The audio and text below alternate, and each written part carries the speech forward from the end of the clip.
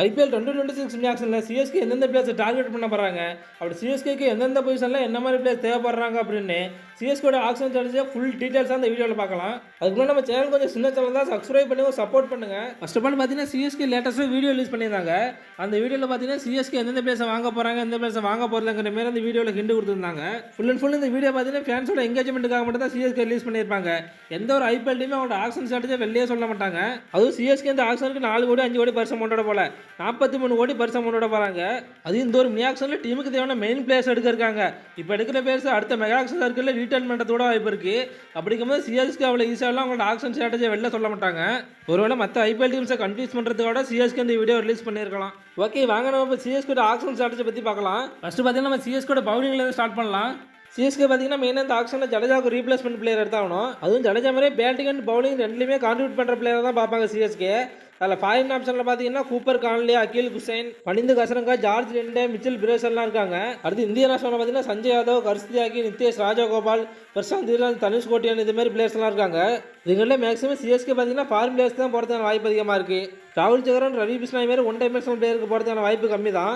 யாருன்னு பார்த்தீங்கன்னா ஆல்ரெடி டீமில் 100 அகமது இருக்காரு. அதனால் இன்னொரு அவுட்னோட ஸ்பின்னருக்கு சிஎஸ்கே போகிறதுக்கான வாய்ப்பு கொஞ்சம் கம்மி தான். ஏன்னா கம்மி ப்ரைஸில் கிடச்சாங்கன்னா சிஎஸ்கே எடுக்கிறதுக்கான வாய்ப்பு இருக்குது.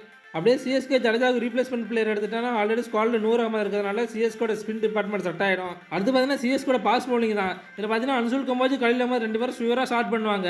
அதனால் இவங்களுக்கு பேக்கப் பிளேயர்ஸ் தான் எடுக்கணும்.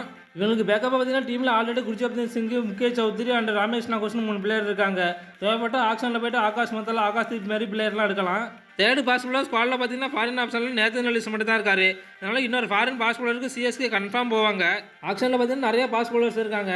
அதில் பார்த்தீங்கன்னா சிஎஸ்கேக்கு ஆல்ரெடி ப்ளே பண்ண பிளேயர்ஸ் பார்த்தீங்கன்னா முஸ்தபிஸ் ரகுமான், நாடமில்லை, மேட் கண்ட்ரி, மார்க் உட்டி இதுமாதிரி பிளேயர்ஸ்லாம் இருக்காங்க. ஏன்னா சிஎஸ்கே பார்த்தீங்கன்னா ஆக்ஷனில் திரும்பவுமே 10 ரனா கூட எடுக்கலாம். இல்லை இவங்கெல்லாம் வேண்டாம், புது பிளேயர்ஸாக பார்த்தீங்கன்னா Gerald Coetzee, Jacob Duffy, Fazal Farooqi, Spencer Johnson, Anrich Nortje இதுமாரி பிளேயர்ஸை கூட சிஎஸ்கே எடுக்கிறதுக்கான வாய்ப்பு இருக்குது. இதனோட பர்சனல் சாய்ஸ் பார்த்தீங்கன்னா ஜேக்கப் டஃபி ஒரு பார்த்தீங்கன்னா லேட்டஸ்ட்டாக நியூசிலாந்துக்கு ஆல் 3 ஃபார்மேட்ஸில் ப்ளே பண்ணிட்டு இருக்காரு. அதுவும் பார்த்தீங்கன்னா நியூசிலாந்துக்காண்டி விக்கெட்ஸ் எடுத்து குமிச்சிக்கிட்டு இருக்காரு. அவரும் பார்த்தீங்கன்னா கம்மியான எக்கானமி ரேட்டில் பவுலிங் பண்ணிட்டு வராரு அவர். அடுத்து சிஎஸ்கோட பேட்டிங் லைனை பற்றி பார்க்கலாம். இதில் பார்த்தீங்கன்னா சிஎஸ்கோட ஃபஸ்ட்டு டார்கெட் பார்த்தீங்கன்னா கேமரன் கிரீனாக தான் இருப்பார் அப்படின்னு நான் சொல்லலாம், நிறைய ஜேர்னலிஸ்ட் சொல்லிட்டு வராங்க. சிஎஸ்கோட பேட்டிங் லைன் பார்த்தீங்கன்னா ஆல்ரெடி செட்டாக தான் இருக்குது. இதில் பார்த்தீங்கன்னா ஓப்பனிங்கில் ஆயுஷ் மாத்திரன், சஞ்சு சாம்சன் விளையாடுவாங்க. தேர்ட் பொசிஷனில் பார்த்தீங்கன்னா ருத்ராஜ் கைக்வாடு, 4th பார்த்தீங்கன்னா உர்வில் பட்டேல், 5th பார்த்தீங்கன்னா டவால் பிரிவிஸ், 6th பார்த்தீங்கன்னா சிவம் தூபே, 7th பார்த்தீங்கன்னா டோனி. இப்படி ஒரு பேட்டிங் லைன் வச்சு சிஎஸ்கே இன்னொரு ஃபாரின் பேட்ஸ்மேனுக்கு போவாங்களான்னு கேட்டிங்கன்னா சிஎஸ்கே போவாங்க தான் நினைக்கிறேன்னா.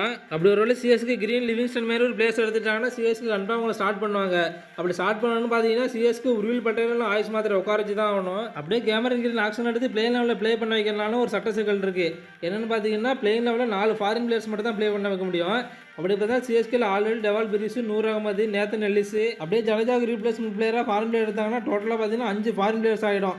அப்படி பார்த்தீங்கன்னா சிஎஸ்கே ஜடேஜாவுக்கு ரீப்ளேஸ்மெண்ட் பிளேயராக நான் மேலே சொன்ன இந்தியன் பிளேயர்ஸில் யாராவது ஒருத்தர் எடுக்கிறதுக்கு வாய்ப்பு இருக்குது. அப்படி சிஎஸ்கே ஜடேஜாவுக்கு ரீப்ளேஸ்மெண்ட்டாக இன்னொரு ஃபாரின் பிளேயர் எடுத்தாங்கன்னா கீழே நேத்தன் எல்லிஸ் பிளேஸில் இன்னொரு இந்தியன் பாஸ் பவுலர்ஸ் தான் ஆட வச்சாகணும். அதுக்கு பார்த்தீங்கன்னா ஆக்ஷனில் சிஎஸ்கே போய்ட்டு இந்தியன் பாஸ் பவுலர்ஸுக்கு போகணும். அப்படி பார்த்தீங்கன்னா ஆகாஷ் மத்தலா, ஆகாஷ் தீப் இவங்களாம் ஒருத்தர் எடுப்பாங்க. அப்படி இல்லைன்னா சிஎஸ்கோட டாப் டார்கெட் பார்த்தீங்கன்னா பாஸ் பவுலர்ஸ் பார்த்தீங்கன்னா அகிப் நபின்னு ஒரு ஸ்விங் பவுலர் இருக்கார் பவர் பிளேயில். அவள் எடுக்கிறதுக்கான வாய்ப்பு அதிகமாக இருக்குது சிஎஸ்கே. அப்படி சிஎஸ்கே ஆக்ஷனில் அக்யூட் நம்பி எடுத்தாங்கன்னா ஒரு இடத்துல தீபக் சகர் எப்படி சிஎஸ்கே யூஸ் பண்ணியிருந்தாங்களா பவர் பிளேயில் அதே மாதிரி அக்யூட் நம்பி யூஸ் பண்ணுறதுக்கான வாய்ப்பு இருக்குது. ஸோ சிஎஸ்கோட ஆக்ஷன் ஸ்ட்ராட்டஜியாக பார்த்தீங்கன்னா கேமரன் கிரீனை சுற்றி தான் இருக்குது. சிஎஸ்கே கிரீனை எடுத்தாங்கன்னா ஒரு மாதிரி ஆக்ஷன் ஸ்ட்ராட்டஜி பண்ணுவாங்க, கிரீன் எடுக்கலாம் ஒரு மாதிரி ஆக்ஷன் ஸ்ட்ராட்டஜி பண்ணுவாங்க. சிஎஸ்கே பார்த்தீங்கன்னா கிரீன் லிவிங்ஸ்டன் மாதிரி பிளேஸ் எடுத்துட்டாங்கன்னா சிஎஸ்கோட பேட்டிங் லைன் பார்த்தீங்கன்னா இன்னுமே ஸ்ட்ராங் ஆகிடும். உங்களுக்கு ஆக்ஷனில் இருக்கிறது ரீசன் பார்த்தீங்கன்னா டோனியோட லாஸ்ட் ஐபிஎல் சீசன் இதோட இருக்கலாம். ஏன் சொல்ல முடியாது, டோனி பார்த்தீங்கன்னா பாதி ஐபிஎல்லேயே அவர் ரிட்டையர்மெண்ட் அனௌன்ஸ் பண்ணுறதுக்கான வாய்ப்பு இருக்குது. யான்னு பார்த்தீங்கன்னா அவரோட கடைசி ஐபிஎல் மேட்ச் பார்த்தீங்கன்னா சென்னை கிரவுண்டில் தான் இருக்கும் அப்படின்னு சொல்லியிருக்காரு. ஏன் கிரீன் எடுக்கிறதும் டோனி ரிட்டைர்மெண்ட் ஆகிறதுக்கு என்ன சம்மந்தம் இருக்குன்னு கேட்டிங்கன்னா ஆல்ரெடி பார்த்தீங்கன்னா கிரீன் எடுத்து ப்ளே பண்ண வைக்கணும் உருவில் பட்டேல், ஆயுஷ் மாத்திரை பிளேயர்ஸை உட்கார வச்சாகணும். ஸோ டோனி ரிட்டைர்மெண்ட் ஆனது பிறகு டோனியோட பிளேஸில் உருவில் பட்டேல், ஆயுஷ் மாத்திரை ப்ளே பண்ண வைக்கிறது தான் சிஎஸ்கோட பிளானாக இருக்கும். ஸோ இந்த ஒரு ஐபிஎல் மேட்ச்சில் சிஎஸ்கே ஆக்ஷன் ஸ்ட்ராட்டஜி எப்படி இருக்கும், அப்படியே சிஎஸ்கே எந்தெந்த பிளேஸை டார்கெட் பண்ண வாய்ப்பு இருக்குது அப்படின்னு உங்கள் ஒப்பீனியனை கமெண்ட்டில் சொல்லுங்கள். இன்னொரு இன்ட்ரெஸ்டிங்கான வீடியோவில் வந்து சந்திக்கிறேன். Okay, bye guys.